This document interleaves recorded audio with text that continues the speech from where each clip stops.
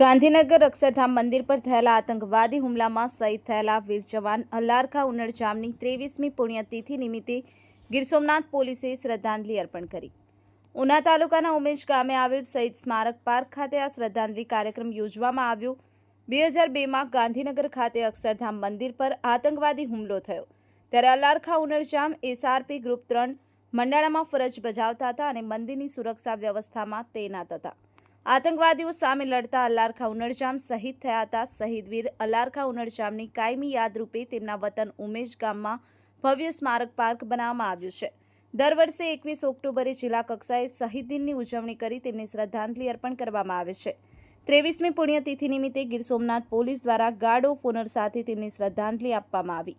શ્રદ્ધાંજલિના કાર્યક્રમમાં હિન્દુ મુસ્લિમ સમાજના આગેવાનો તેમજ શહીદ જવાન પરિવારજનો ઉપસ્થિત રહ્યા। વોઇસ ઓફ ગીર ન્યૂઝ સાથે ઇરફાન લીલાણી, ગીર સોમનાથ।